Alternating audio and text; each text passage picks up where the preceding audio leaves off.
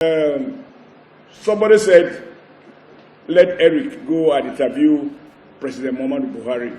He will be the easiest person to interview. He doesn't wear boxing gloves. He talks in soft tone. And if he's not sure what to mean, he looks at you, and that itself is a reply.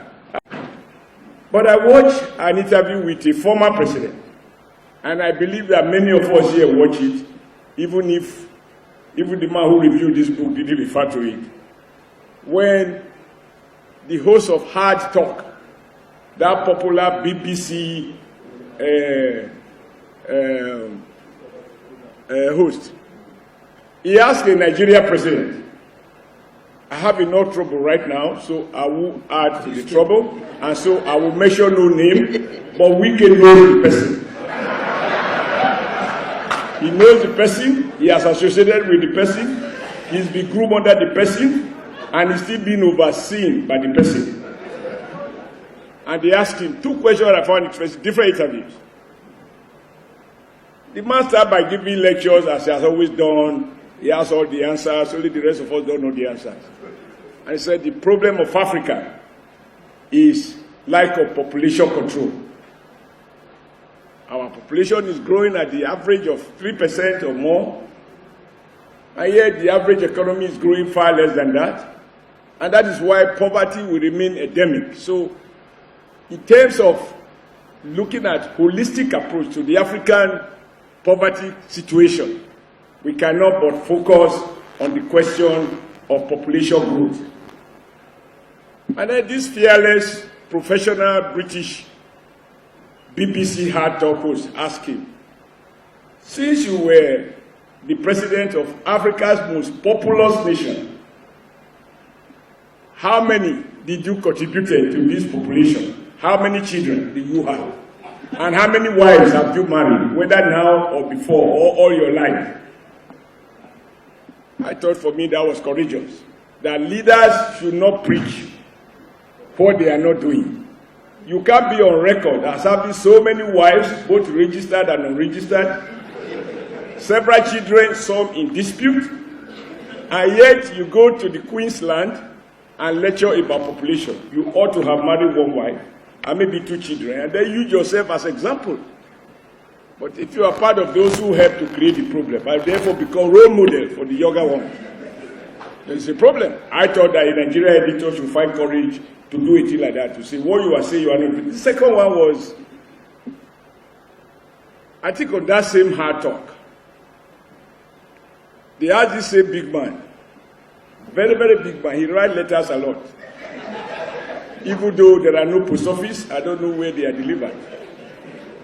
And then they asked him, and he spoke, he said, but they said your government, there was a lot of corruption in your government.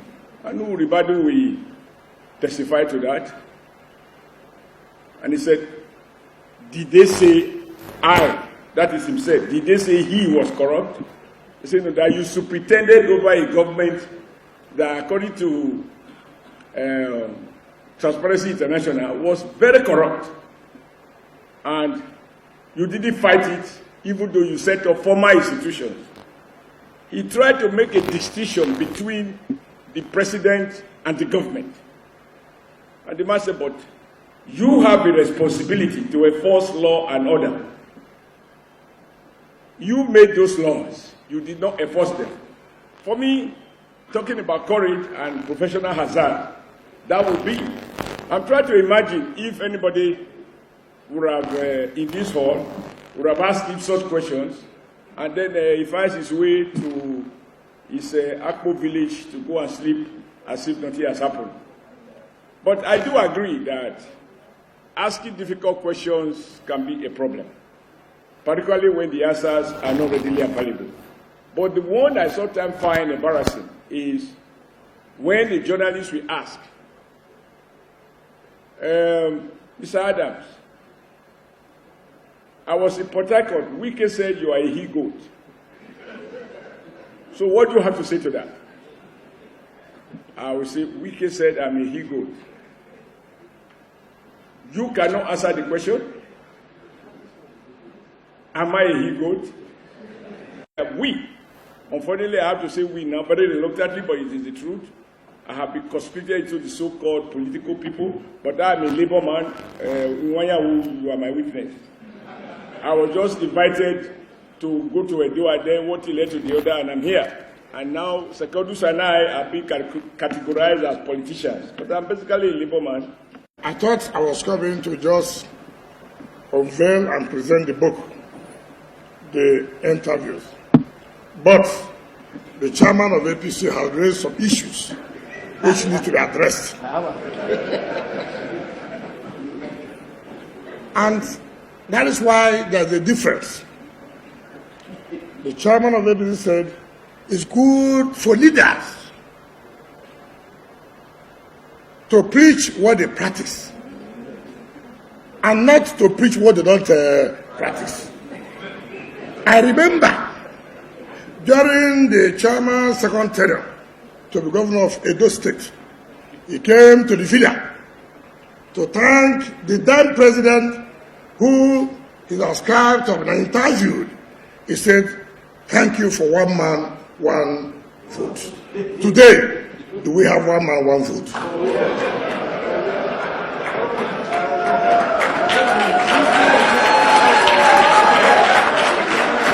So, you see, it is very, very, when he had an opportunity to thank a president that said, one man, one vote, he should have carried it along to make sure that one man, one vote. So, preach what you practice. 2, you remember, in their own time, they had what they call occupied Nigeria. Nobody was arrested. Nobody was sent to jail. Nobody was detained. Nobody disobeyed any court order. Today,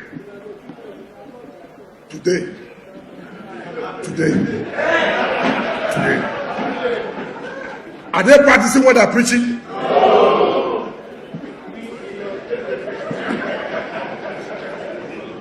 So it is very, very important for us to know where we are. And we cannot be deceived by rhetorics. We cannot be deceived by what we are seeing. All of us know we are not progressing. Rather, we are doing what? Progressing.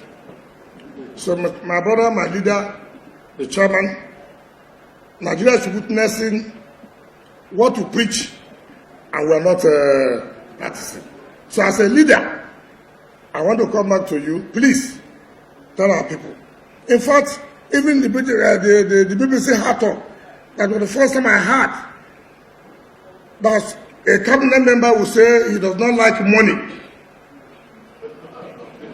It's the first time I've heard that a cabinet member will say he does not like money.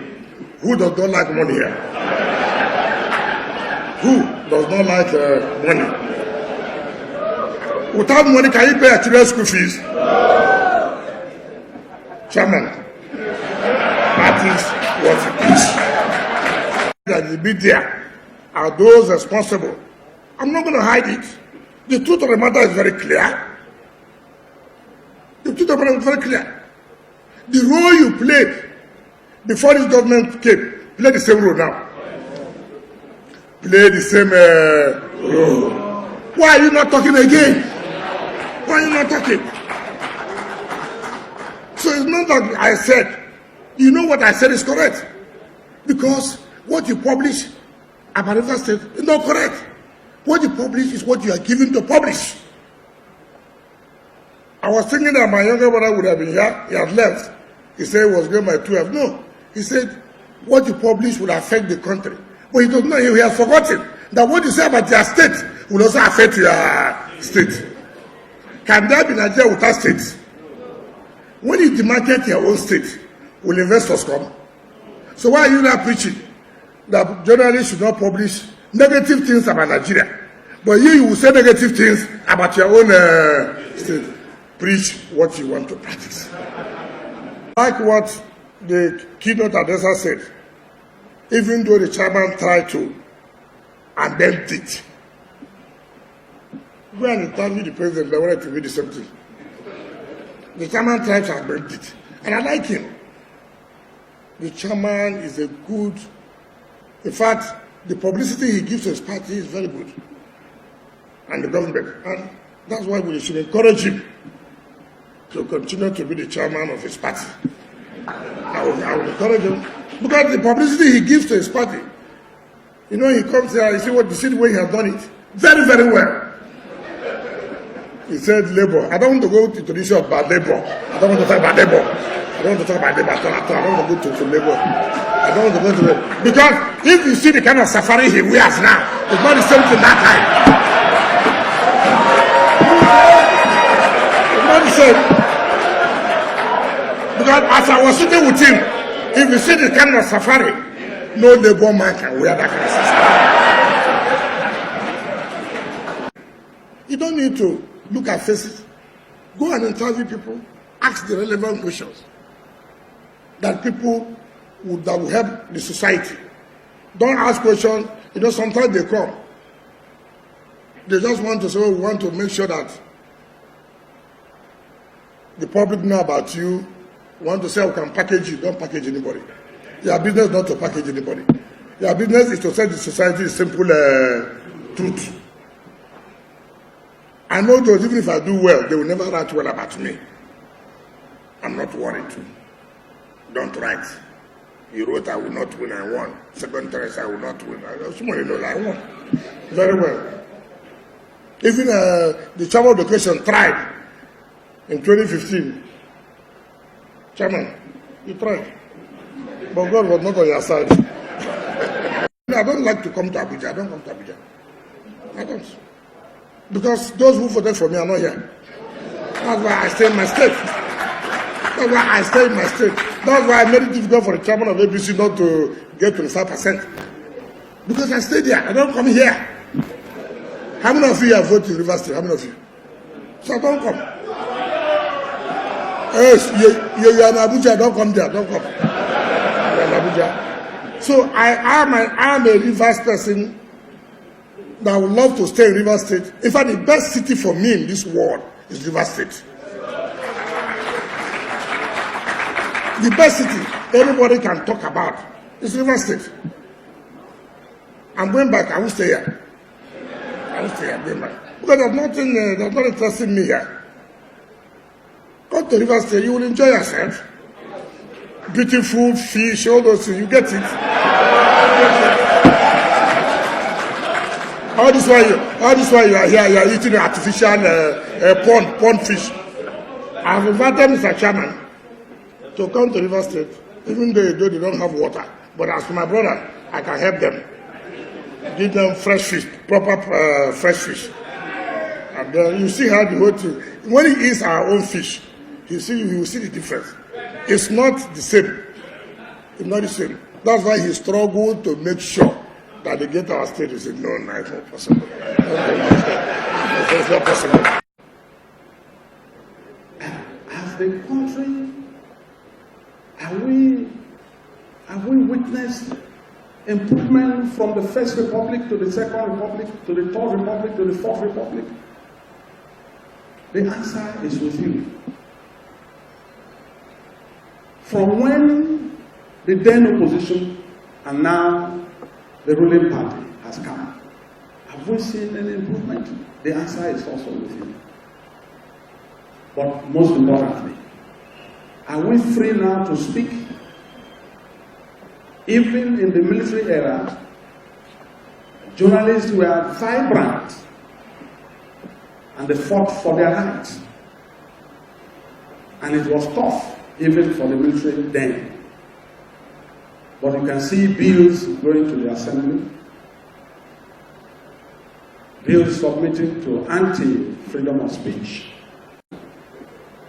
That one lesson that we must learn today, we are in a free world, free market. By 1960, I believe the Nigerian population was about 50 million people. Today, we are talking about 200 million people. Simple data.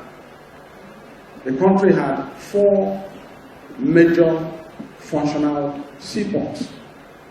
Today we have only one functional seaport. How can you talk about free economy? How can you talk about improvement on the economy? And so we need more of these interviews. And we need a vibrant journalism in our country. It is not enough to accuse. It is not enough for propaganda, false. Truth is very tough and challenging. And if you want to begin to cover the truth like light, one day, it will explode.